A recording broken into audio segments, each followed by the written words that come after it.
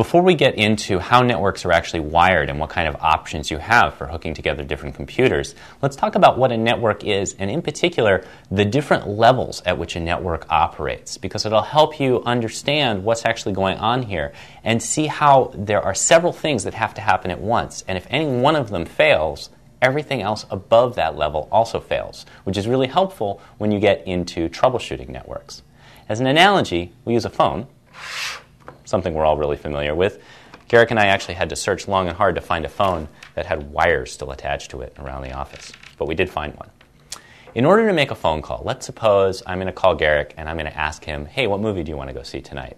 The first thing I need is there to be some kind of connectivity, some wire in the world that goes from my headset all the way through the world to Garrick's. That is what we'd call level 1, the physical wires. Now, no message is being transmitted yet, but I have a network of wires. Unfortunately, it's also a network with every other phone in the world, so I need to somehow uniquely identify Garrick. So what do? I dial his number.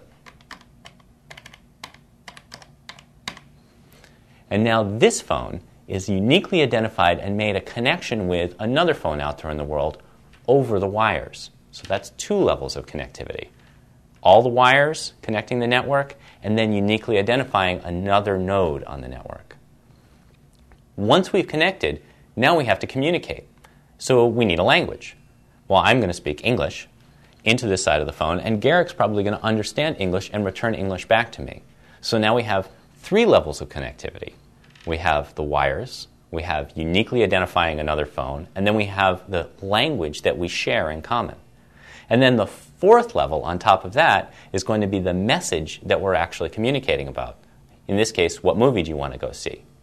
Now again, what's really important is that if one level fails, everything above it also fails. Cut this wire, it doesn't matter that I know Garrick's number, it doesn't matter that we both speak English, it doesn't matter that we're both talking about a movie. Nothing else will be communicated because there's no lowest level of connection.